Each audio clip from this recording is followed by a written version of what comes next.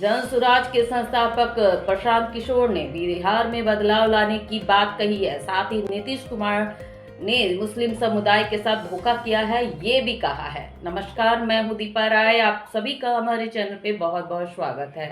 बिहार के खुद को गांधी कहलाने वाले जन सुराज के संस्थापक प्रशांत किशोर ने बिहार में बदलाव लाने का प्रण लिया है। आपको बता दें, उन्होंने सीएम नीतीश और राजद के प्रतिपक्षी नेता तेजस्वी यादव पर जोरदार हमला बोला। उन्होंने कहा, बिहार की जनता ने लालू परिवार के धोखेबाज रवैये को भी पहचान लिया है और साथ ही जातिवाद पर भी कहा है। उन्होंने जातियों में हेर फेर भी कर चुनाव में फायदा लेने की भी बात कही है।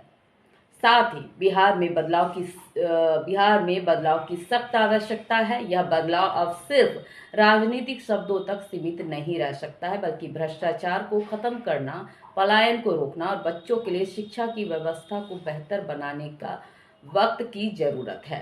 बिहार में 3 दशकों से सत्ता में रही लालू, नीतीश और बीजेपी की गठबंधन सरकार से बदलाव की मांग जनता के बीच जोर पकड़ रही है।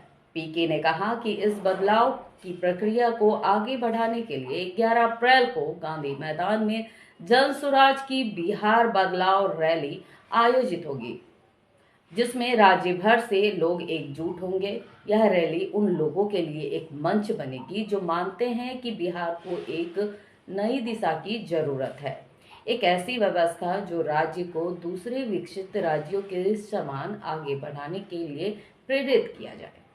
बिहार में इस साल के अंत में होने वाले विधानसभा चुनाव की तैयारी में जुटे जनसुराज के संस्थापक प्रशांत किशोर ने ये भी कहा कि वक्फ और राज्य के वर्तमान राजनीतिक हालत पर अपनी राय जाहिर की। उन्होंने कहा कि उनका वक्फ को लेकर विरोध किसी धर्म या समुदाय के खिलाफ नहीं है, बल्कि उस राजनीतिक प्रक्रिया के खिलाफ है जो समाज के लिए विभिन्न वर्गों के साथ किए गए वादों के विरुद्ध बताया है। जन स्वराज संस्थापक ने कहा कि बिहार में अगले 6 महीने में चुनाव होने वाले हैं और इस दौरान जनता अपना फैसला लेगी। बीजेपी के नेताओं की विचारधारा तो स्पष्ट है, उन्हें जो करना है वे कर रहे हैं, लेकिन बिहार की जनता ने देखा है कि कैसे नीतीश कुमार और उनकी सरकार ने मुस्लिम समुदाय के साथ धोखा किया है। इससे पहले भी लालू यादव की भूमिका पर भी प्रशांत किशोर ने सवाल उठाए और कहा कि बिहार की जनता ने अब तक लालू परिवार के धोखेबाज रवैये को भी पहचान लिया है। आगे सुने क्या कहा पीके ने, देखिए पूरी खबर।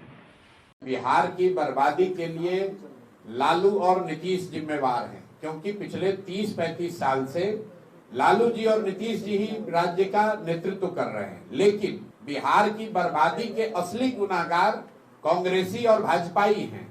ऐसा इसलिए मैं कहता हूं क्योंकि लालू जी को बिहार की जनता ने सिर्फ एक बार 1995 में बहुमत से वोट देकर जिताया है। बाकी 15-16 साल जो लालू जी का जंगल राज चला वो कांग्रेसियों के मदद से चला, उस बैसाखी से चला। कांग्रेसियों ने उनकी मदद इसलिए की क्योंकि वो चाहते थे कि लालू जी की मदद से 20-25 सांसदों का सपोर्ट उनको दिल्ली में रहे। यही हाल नीतीश जी का, एनडीए का है। नीतीश जी को बिहार की जनता ने सिर्फ एक बार, इसको भी ध्यान रखिए आप लोग, सिर्फ 2010 के चुनाव में नीतीश जी के पार्टी को 117 विधायक मिले थे। उसके बाद नीतीश जी को कभी बहुमत बिहार की जनता ने नहीं दिया। फिर भी 18-19 साल से नीतीश कुमार मुख्यमंत्री हैं, वो भाजपा के बैसाखी पर हैं। भाजपा उनकी मदद क्यों कर रही है? भाई, जो भाजपा दूसरे राज्यों में दूसरे दलों को तोड़कर खरीद फरोख्त करके सरकार बनाती है, वो बिहार में थके हुए नीतीश कुमार को क्यों मुख्यमंत्री बना के रखी है? इसलिए कि उनको दिल्ली में 10-20 सांसदों का लालच है। इसीलिए मैं बार बार हमेशा कहता हूं कि कांग्रेस और भाजपा ने बिहार को और बिहार के भविष्य को लालू और नीतीश के हाथ में, सब जानते बूझते इनके हाथ में बेच दिया। जैसे कांग्रेसियों ने हम लोग का भविष्य लालू जी के हाथ में बेचा, वैसे ही भाजपाइयों ने हम लोग का भविष्य नीतीश कुमार के हाथ में बेचा है। आपको क्या लगता है, नरेंद्र मोदी को, अमित शाह को ये पता नहीं है कि मानसिक तौर पर नीतीश कुमार और शारीरिक तौर पर वो मुख्यमंत्री बनने की स्थिति में नहीं है? इतने बड़े राज्य की 13 करोड़ लोगों की जिस पर जिम्मेवारी है, उस पर आपने नीतीश कुमार को थोपा हुआ है। क्यों थोपा हुआ है? नीतीश कुमार को जैसे शिखंडी की तरह सामने खड़ा करके पीछे से राजनीति कर रहे हैं। अगर भाजपा में दम है तो अपना मुख्यमंत्री बनाओ और लड़ो चुनाव सामने से। इनमें तो दम है नहीं।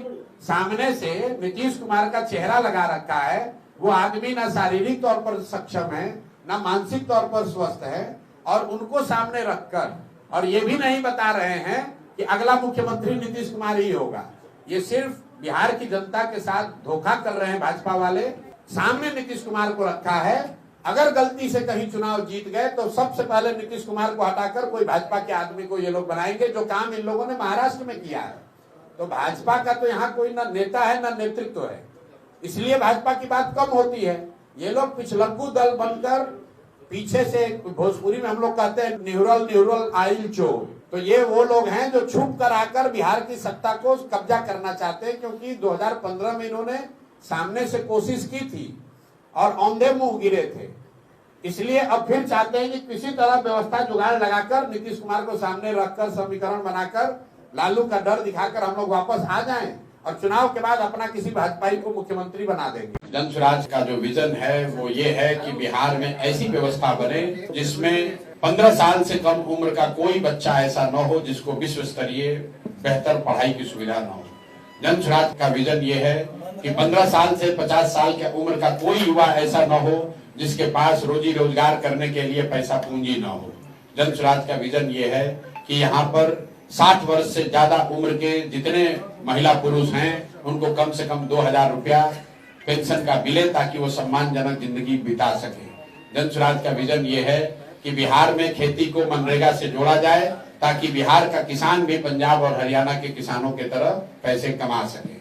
जन स्वराज का विजन ये है कि गुजरात की तरह, जैसे गुजरात में अमूल की क्रांति हुई थी, उसी तरीके से बिहार की महिलाओं को घर घर सरकारी गारंटी पर कम से कम 1 लाख रुपया कर्ज दिया जाए, 4 रुपए सालाना ब्याज पर, ताकि हर घर में महिला कुछ न कुछ काम कर सके, रोजगार कर सके, मछली पालन कर सके, मुर्गी फार्म चला सके, सिलाई का काम करे, मिठाई का काम करे। यहाँ पर हम लोग स्वरोजगार चाहते हैं। हम उनमें से नहीं है जो कहता है कि सरकारी नौकरी देकर बिहार सुधार देंगे। जो लोग कहते हैं सरकारी नौकरी दे देंगे वो पूरे तरीके से फ्रॉड हैं, झूठ बोल रहे हैं। मैं आपको आंकड़ा दे देता हूँ, पूरे बिहार में चपरासी जिले के मुख्य सचिव तक सिर्फ 23.25 लाख लोग ही सरकारी नौकरी करते हैं।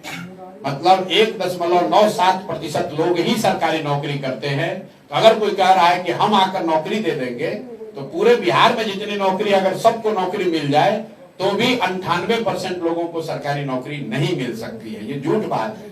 कोई ये कह रहा है कि हम आकर फैक्ट्री खोल के नौकरी दे देंगे, वो भी संभव नहीं है, क्योंकि सिर्फ फैक्ट्री खोलने से 13 करोड़ लोगों को रोजगार नहीं दिया जा सकता है। अगर रोजगार चाहिए तो यहाँ पर शिक्षा की व्यवस्था करनी होगी और घर घर में पूंजी की व्यवस्था करनी होगी, ताकि लोग अपने घरों में कुछ न कुछ छोटा मोटा रोजी रोजगार कर सके। इसीलिए जन स्वराज ने जो दावा किया है कि अगर जन स्वराज की सरकार बनी तो साल भर के अंदर यहाँ पलायन को रोक दिया जाएगा। किसी भी हालत में यहाँ के युवाओं को 6-8 हजार रुपया के मजदूरी के लिए बिहार से बाहर नहीं जाना पड़ेगा। ये इस बात की गारंटी जन स्वराज। इस देश में अभी 5 राज्य ऐसे हैं जहां बड़ी तरक्की हो रही है। आपके बाल बच्चे भी जाकर वहां नौकरी करते होंगे। केरल में, तमिलनाडु, कर्नाटक, आंध्र प्रदेश और तेलंगाना, ये 5 राज्य हैं जो देश में अभी सबसे आगे चल रहे हैं। इन 5 राज्यों में भाषा अलग अलग बोली जाती है, अलग अलग दल की सरकार है, अलग अलग विचारधारा वाले लोग राजनीति कर रहे हैं। लेकिन एक बात इन 5 राज्यों में कॉमन है। इन 5 राज्यों में पिछले 78 साल में कोई आदमी 10 वर्ष से ज्यादा समय तक मुख्यमंत्री नहीं बना है। लोग वहां पलटते रहते हैं। कितना भी काम कीजिएगा जनता आपको हराइबे करेगी। उससे नेताओं में डर रहता है कि काम करेंगे तो जनता वोट देगी। उसका उलट देख लीजिए, बिहार में 35 वर्ष हो गया और बिहार की जनता लालू नीतीश से आगे बढ़ने को सोचने को तैयार रही है। 35 वर्ष मतलब 3 युग हो गया। 12 वर्ष का तो एक युग होता है। 3 युग बीत गया, यहाँ का जनता आगे बढ़ने को नहीं तैयार है। लालू से खिसियाएगा तो नीतीश को, नीतीश से खिसियाएगा तो लालू को। तो आपके बच्चे गरीब नहीं रहेंगे तो कौन रहेगा? जब कांग्रेसी आए तो आप उनसे एक सवाल जरूर पूछिएगा कि कांग्रेस का अभी एक जुमा 2 साल पहले बना हुआ मुख्यमंत्री है जिसका नाम है रेवंत रेड्डी। तेलंगाना में उस आदमी ने कहा कि बिहारियों का डीएनए जो है वो मजदूरों का है, बिहारी जो है मजदूरी करने के लिए पैदा हुए हैं। ये नहीं चलेगा कि बिहार के बाहर बिहारियों को बिहारी कह के गाली दोगे तो फिर बिहार में वोट मांगने काहे आए हो भाई।